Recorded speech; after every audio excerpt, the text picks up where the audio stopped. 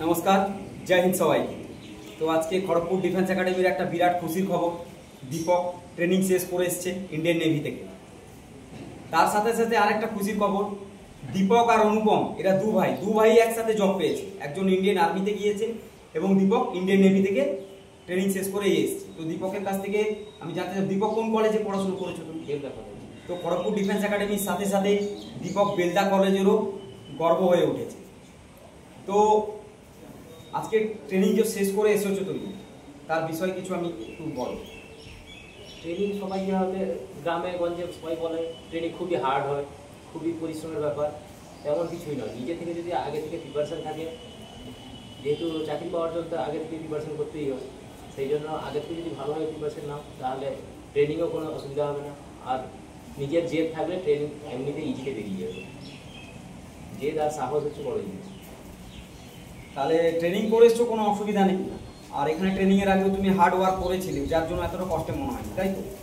তো খড়গপুর ডিফেন্স একাডেমিতে যারা স্টুডেন্টরা আসতে চায়, অনেক স্টুডেন্ট বেলদা কলেজ থেকেও মেসেজ করেছিল, তোমার ব্যাপারেও মেসেজ করেছিল, আমি দেখেছিলাম। তো খুবই খুশির ব্যাপার এটা একটা, যে কোনো কলেজ থেকে যখন একসাথে দু ভাই একসাথে চাকরি পায়, সেটা আমাদের পক্ষ থেকেও খুশির খবর, সেই কলেজের প্রিন্সিপাল, স্টুডেন্ট সবার জন্য একটা খুশির ব্যাপার। তো কিছুদিন পরে তোমার দাদা ঘুরে আসবে, অনুপম। তো যারা স্টুডেন্ট আছে, যারা ইন ফিউচার যারা ভাবছে যে কি জব করবো, কিংবা যারা ডিফেন্স লাভার, যারা ডিফেন্সের ক্ষেত্রে আসতে চাইতেছে, তাদের জন্য তুমি কি বলবে? আমি বলবো যে নিঃসন্দেহে আসো। আমিও বেলদা কলেজের স্টুডেন্ট। আমি যেহেতু সায়েন্সের ছিলাম, তাই আমি নেভি দিয়েছি। আর আমার নেভিতেও ভালো লাগে। আর তোমরা যদি আর্মি বা নেভি এয়ারফোর্স কিছুতেই যেতে চাও, স্যাররা এখানে ভালোভাবে ট্রেনিং স্যার করেছেন। আর দক্ষ শিক্ষক দ্বারাও পড়ানো হয়। যে আসতে চাও খুবই নিঃসন্দেহে চলে আসো।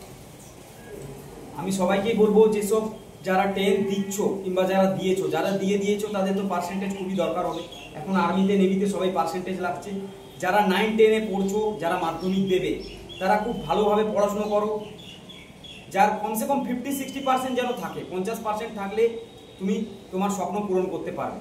তাই ছোট ছোট ভাই বোনেরা যারা আমাদের ইনস্টিটিউটে আসতে চাও, তাদেরকে আমি বলবো, তোমরা নিঃসন্দেহ বাড়িতে থেকে ভালো করে পড়াশুনো করো এবং খড়গপুর ডিফেন্স একাডেমিতে যারা আসতে চাও তারা চোখ বন্ধ করে আসতে পারবে, তাই তো?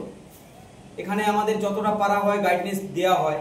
চাকরি তো নিজেকেই তোমাকে করতে হবে, কিন্তু প্রপার গাইডনেসের মাধ্যমে আমরা যেসব ছেলে মেয়েদেরকে, মানে খড়গপুর ডিফেন্স একাডেমি থেকে যারা চাকরি পায়, তাদেরকে আমরা প্রচুর পরিশ্রম করে, এখানে তারাও মেহনত করে, তাদের সাথে সাথে যারা টিচার আছে, এখানে ট্রেনার আছে, তারাও ওদের পেছনে প্রচুর মেহনত করে। আজকে আমাদের কাছে আমাদের স্যাররা আসতে পারেনি, তো দীপক এসেছে, যাই হোক।